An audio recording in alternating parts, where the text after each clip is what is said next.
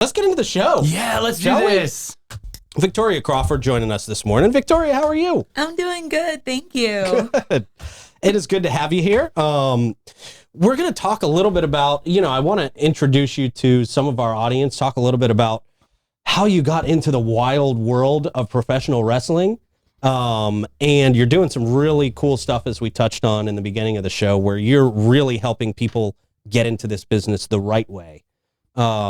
So I guess let's just start with, you're a local girl. I'm a local girl. Nice high school product. Amazing. So how does a girl from Nice High School get brought up into professional wrestling? I mean, the top of the mountain, WWE, pretty much right out of high school, right? As I understand it, you had no plans to be a wrestler in high school. Correct. Okay. Let's see. Let me just tell everyone you're going to have to find this on their Instagram now. Okay.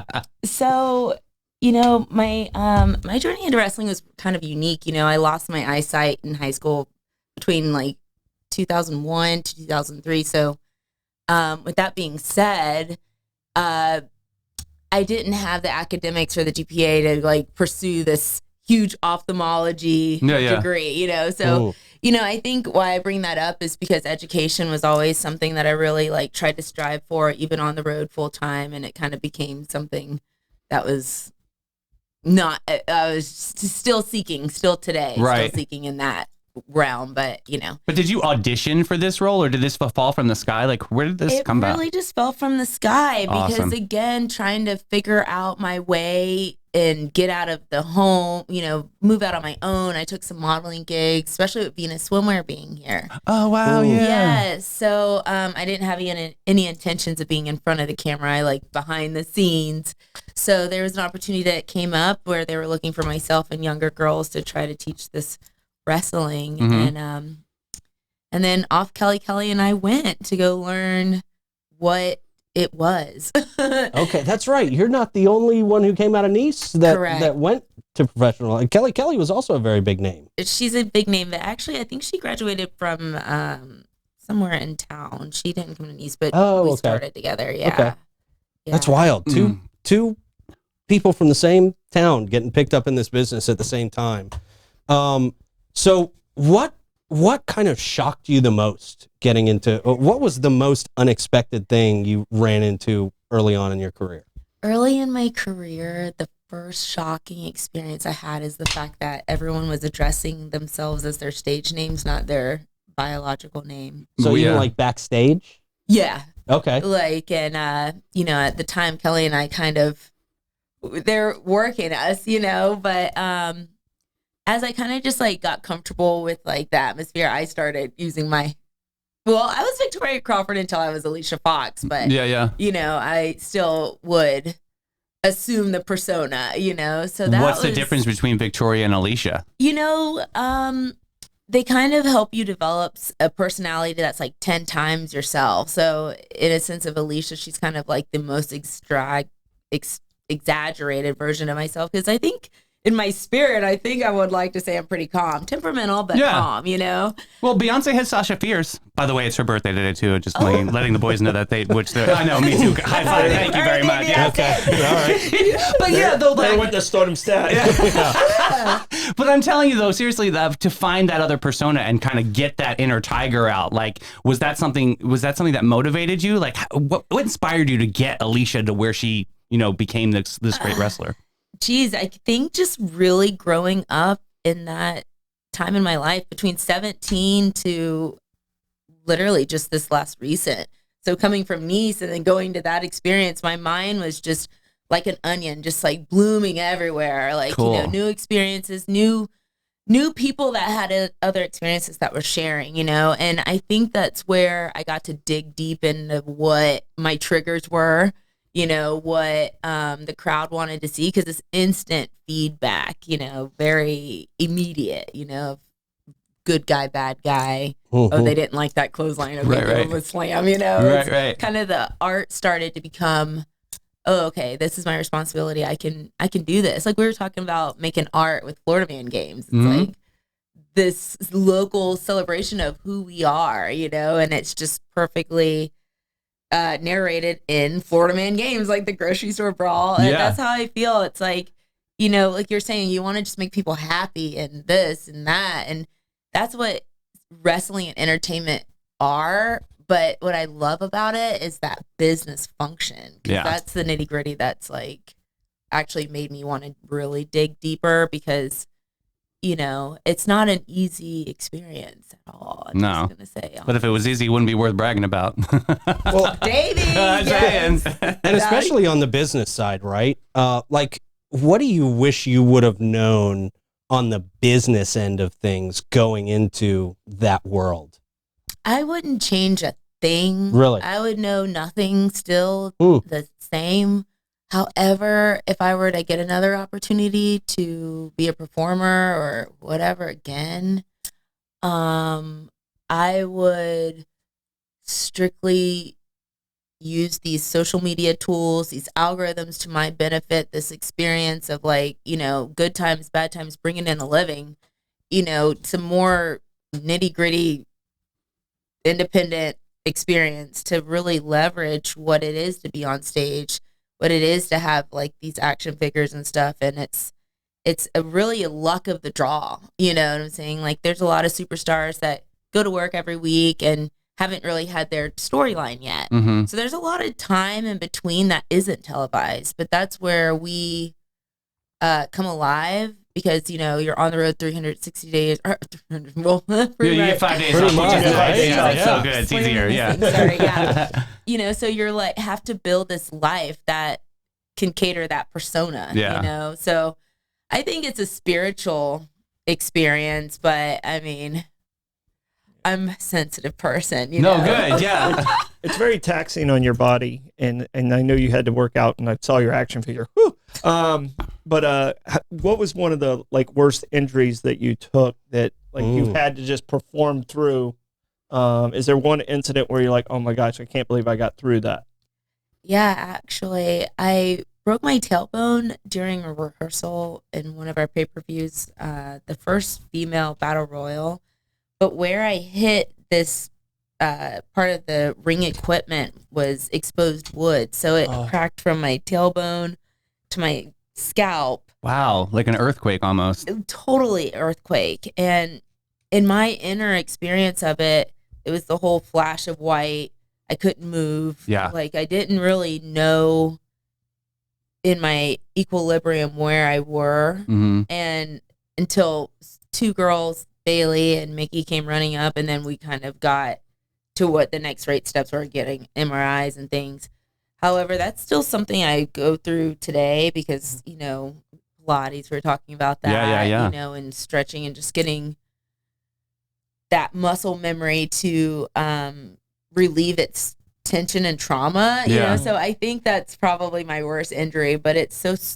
Does it ever flare up when it gets real humid out or anything like that? You know what I mean? Like when the pressure changes. You know, it makes me feel better getting back in the ring and taking a body slam. Okay. Get you right back in. Like, it kind of like gets you back right. I like it. Like, okay. And you're still doing wrestling, right? You're on the independent circuit these days? I am. I'm trying to keep doing the wrestling, but yes, I have ventured into the independent space, which I think is another experience I would try to bring back into this. If I were to be contracted again, is like having that independent wrestling experience is so valuable, because you're able to go and say, okay, this is how much I sell 8x10s for. This is how much, you know, and maybe the promotion only has a small audience, you know, you're wrestling girls that don't have any machine experience. And so I really like that challenge. But yeah, it's just definitely different and new. But, yeah. It's cool though. It's like a whole different chapter, right? Which is great because you have the story to tell, and now you have something fresh to grow off of the story that you know you have, which is great. That's an intensive story that you're telling to the audience, which is great. I love it. Keep saying great, but yeah. So, Masters of the Ring Accelerator. This is where this all kind of comes together full circle, right? Talk to me about this vision that you and your partner have of helping people get into this world, get into this business the right way. Thank you. Yeah. So my partner, Bambi Weevil, and I decided to create this think tank, and it's really a program that helps people kind of articulate what I just said. Mhm. So it's like a lot of, as they say, word salad, what Yeah. I was trying to explain. But my girlfriend and I really simplified a very articulated path in which bring the priorities to light, you know? You don't have to know the result of your journey. And that's also an experience because, you know, independent, or you're working hard, you're getting gear, you're trying to be in shape, you're trying to do all these things. But again, what I love the most and the most respect I have of the wrestling business is that it's a business. Yeah. I love that. Yeah. I love that. To me, it simplifies and it symbolizes like independence, you know, for any 1099. Like, you know, you want to do the show, drive 6. How much do you want to do it for? Right. And I think the experience that between the both of us, she's a wrestling promoter, so she puts on the shows, you know, whereas my experience is from what draws, like hopefully I can draw her an audience that makes it worth her paying me to be there. Maybe I can, you know, that's the experience in the independence. Maybe I can work out something where if I sell this many 8x10s or this, like there's so many quirky things that just give you, I think, an empowered experience for one. But always it's all about your money. Yeah. At the end Sell of the the day, tickets. yeah, Like, Right. I mean, and isn't that a sensitive truth? Like, I kind of think that was one reality I had when I was growing up in that company from 17 to however, like from Nice, I don't think I really focused on my money. I didn't think it was about selling tickets. There was no part of my experience that didn't make me feel like a family member. So it didn't make me feel like a product. It didn't make me feel like I needed to brand myself. But what I perceive is happening is what's happening to every industry. Social media is allowing us to have all these other folds of our expression, our art, take control of our stuff, you know, responsibility. But, you know, that's kind of what wrestling business is too. It's like a scene, you know, it's fluid. It's something. It's a culture. Yeah, right? Yeah. It's like, what is it actually? What is I mean, it? truly, the following is insane, right?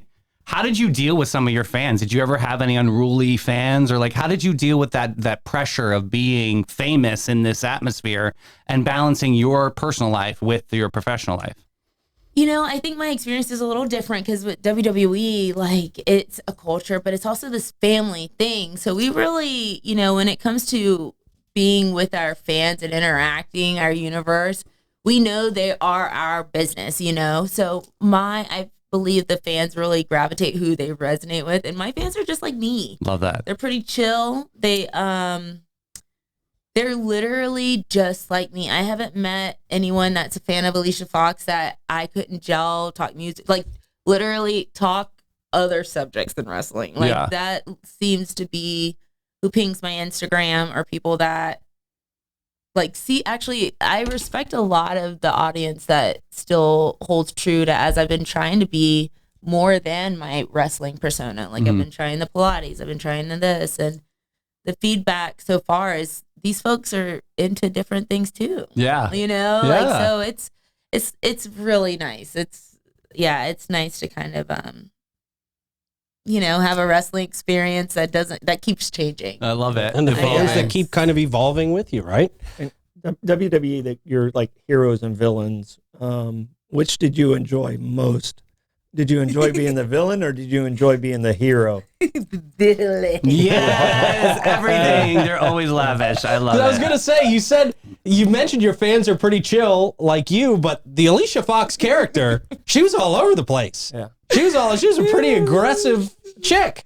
Snaps. I like it. Good. Yes. Temperamental. That had to be fun to go out there and perform like that as a character like that week after week, right? It was fun, especially as you're kind of developing into your thing. Like, that's the thing. The fans have seen me be a wedding planner. I think I was a good guy in there. So, like, All I of did these. a dancing gimmick. I did random things, and what seemed to really resonate was when I was throwing stuff in the air. Okay. They were like, "Now there we go." And I'm like, That's There's your somebody shtick. who's just letting loose. Talk about the gear. Like, how did you come up with like your costumes or your outfits on each round? Like, where's the inspiration driven from there? TV, pop culture, Super Bowl, getting color schemes. But my main inspiration came from my seamstress because she was like an out there thinker. Her name's Sandra Gray. Yay, Sandra. And it's so sweet. She's like a tag team with her mother. Cool. So they're like, later in their age and they just work those little fingers on the sewing machine. Absolutely. But, we were talking earlier about us loving Betsy Johnson and all her quirky. So I think that was kind of my first idea. It's like, I want to be like Betsy, but how do you make it sport? Yeah, but that's so awesome because she's a total inspiration. Very cool. She's the dream. What was the toughest part about your run in at the top of the mountain in WWE? What do you think was the toughest lesson you learned? The toughest thing for me were being in hotels and like the real part of getting to where you're going, like the airports, the delays, and I think it was more of like why I said earlier, it's a spiritual business because sometimes it takes all of that extra like spiritual energy to like go to Hertz, stand in the line, like it's like out of all the time. Yeah, like there's a part, I don't know if it's because of long-term exposure or something, but my spirit just started getting tired of hotels, airports, and letting my life be okay without me or something. Right. Like I have a home here, I have friends here. When I was on the road, what kept me energized is that they must miss me. Did it? They They were like over it. Right. Like, yeah, no shame, right? Like, I totally get it. But, when I would come home, I was always trying to get a hug in on my friends. And that part of homesick and professionalism started get me a little, like, seasick almost. Yeah, you yeah. know?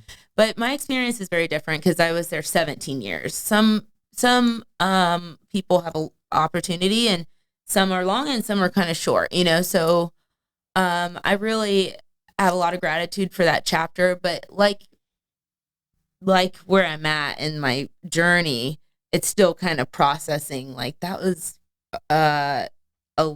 different for a little niece girl to not have feelings hurt sometimes and that because you're always trying to be tough and loud, and then I'm in my normal loud and I'm hoping I don't scare people. Like, no, don't worry. The wrestlers, so I'm in my own personality rebuild and Reboot. I like it. Yeah. It feels like talking with y'all, like on a real level.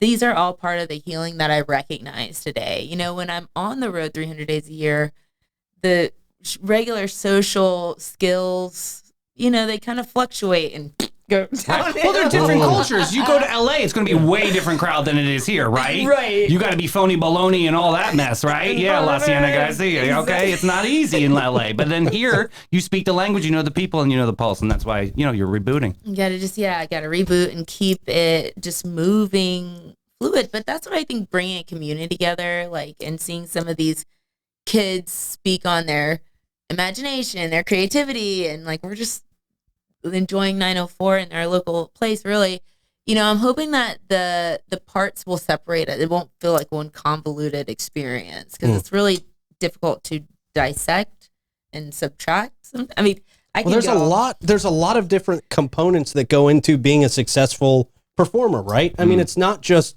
working the crowd. It's not just your character. It's not just your outfits. It's politics, it's business, it's backstage relationships, I have to imagine, right? So what are kind of some of the main components that you feel like you're going to try and get across to these aspiring professional wrestlers? Like, these are the top 3 things you need to be doing right to be successful in this business. Well, first of all, is really believe this is a business. Your job is to sell tickets. Like, this is nothing personal. This is what the business does. It does it, you know, naturally without you. Like, Right. there is so much reality in that. It's a business, number one. And neutralize your want to be a wrestler too. That's the most, like, that's the heart of it, you know. Kind of separate it. Separate the just- passion from the business side. Give of it. yourself a break, right? Give yourself some objectivity. Allow yourself to scope it in and be overwhelmed, be underwhelmed, be bored. Allow yourself some emotional space Right. there, because it's a business and you can do it. Those are like, you know. However, for third, you know, I think it's also really important to have a community. Have a hand of somebody. Have your hand in one of somebody. You know, whether it's a parent, a sibling, or somebody, just see an anchor somewhere. Right, you to bring know? you back. Yeah, their core. Just remember that part or Yeah. something, you know. And these are all concepts, right? So it's nice that concepts are still needed to fuel creativity, right? Like, but they're not results, so they're not championships, they're not goals, it's not money. Not you selling know? tickets. Yeah. So how much influence did you have on your character? Like, could you lobby for your character, say, I really want to take my character here? How much of the script did they say, no, you have to stay in these parameters? I know they give you a little bit of freedom, but was there a time where you're like, okay, I really want to take the character Alicia, to this level? How much control did you have of that in the business? So as I'm like trying to think of a way to answer that, all I could start seeing is, like, as soon as the character was erected, there's a very narrowing journey. It's it becomes very consistent. It's repetitive. It's very what this person So they does. set you on a timeline and hopefully you bump into a great opponent that can elevate a better story. Oh, that's Yeah, interesting. You know Kind what of I'm like soap saying? opera. I mean, Yeah. it's kind of similar Yeah. to that. Yeah, like characters can root and then they develop in this very narrowing way to, like, emerge into focus or something. Mm-hmm. Because this, I mean, creative. This is just my perspective, right? But for myself, where I wish I had more creative flexibility, is to pitch like an opponent that I thought I could really tell a good story with, and that's usually, like we were saying earlier, like with the way the inner backstage is working. Like, you've got great friendships and stuff that people can separate business and this. They're not really there, this and this and this, you know. Whereas I wish I had more creative flexibility to really, like, take a friend and be like, hey, we're really good athletically matched, and she trains where I train. We're willing to, you know, I wish I could do that part. And then however they want to write the story, I mean, no problem. But I wish choosing the opponent would be a little different, you know? Yeah. And then it's like, but here's where maybe my opinion, entertainment lies, is they choose who's going to have to be the top this and the this. And, you know, and sometimes it doesn't look right, you know, to the audience, and neither to your coworkers. So you kind of just wait in that time. So I think in that time when you're trying to conceive if this is the right thing for you, like, how much time do you think you're willing to invest in being bored, or, you know? Yeah. Because they're going to have a lot of control over the Yeah, steering it's of your like- character. So then is this, on your rise to the champion. And I know this is a thing. I had a roommate that was a wrestler, and he always ended up being a jobber. How did you avoid being a jobber and made it to that level? Because I mean, there's so many more that don't get to where you ever got to, and that's a jobber. Somebody who, Davey, so you know, because I know you're a huge wrestling fan, is somebody that they kind of throw out there as a rag doll. Yeah. So how do you avoid that in your business and keeping yourself relevant? that's a great question. I feel like I was a jobber. Do you? I do. I didn't think of you in that way in any I way. shape, did. or form. I mean, and I love that you used jobber, because it's like it could be a sensitive thing if I were in my moment, right? Now, I think, again, since we don't get to choose who and all that, there's always someone that's got to lose. And regardless of their track record, you know, our fans are very, like, interactive and stuff. they want you to win, even if you're the bad guy and they know Of course. it, right? Yeah. But however, it becomes a pattern when you see the same girl winning like 14 champions, 15 championships, Right, and it's like she beat everybody, and you're like, what? Like, but then the group of girls that she beat are over here still sharing tag team storylines or doing ballet. Like, it's like, I've only had one company experience. Maybe creatively they're different in other places, but I don't know how to avoid being a jobber unless you're selling tickets and making money. Right. Like, That's what it just all what comes it down to. is. That's Yeah. what it is. And in some parts, it's a lot of support from the machine, and on the other parts, it's all the other parts. Yeah. That, What about your fan base? Being on a global platform, like, is there was it surprising that other countries supported you or anything? Were you stronger in other areas, in other parts of the world? Good question. Like, Mexico loves some wrestling. Like, I know that's a culture down there. Yeah. Yeah, totally. Did you see anything like, oh my goodness, I'm huge in Budapest? Like, you know what I mean? Like, that would be amazing. I mean, my caricature, I think, was relatable. So wherever the wrestling was, there was somewhere to connect and like, woo! Cool. Okay. But however, wrestling industry it's amazing how many people know it. They know or they've more tried to do it in their backyard on their beds, So I think there's that nostalgic feel. There's also like the memories they may have of walking by and seeing it on TV before they're getting drawn into, well, what is that, having interest? And then there's even the fans today that have tried to start wrestling careers. So it's really such. And then the last thing I'll say that I love the most is when some of the wrestling fans go to an event, like a convention or somewhere, and then they meet another friend that loves it so much, just like them. And then they travel together. They they link up every Mania. Even the CAC is another event that's unrelated to WWE, but it's the Cauliflower Alley Club. And it's like a union where members contribute funds, and then they help bills of like the elder wrestlers and stuff. Cool. And, Wow. and every year they have like their own Hall of Fame ceremony. That's but exciting. It's so cool And different. It's is so cool. different. Yeah. Yes. Taking care of your own. Yeah. Love that. So, Victoria, tell us how people can get involved with you, with Masters of the Ring, Accelerator, all that good stuff to really get the behind the scenes look at the business side of it and understand what they're doing if they want to get into this business. Thank you. Yes, all independent workers welcome. You just go to mastersoftheringaccelerator.com, fill out the form, or make an appointment so we can kind of do our one-on-one call because it's a very sacred space. We want everyone to feel comfortable and safe and able to learn and community properly.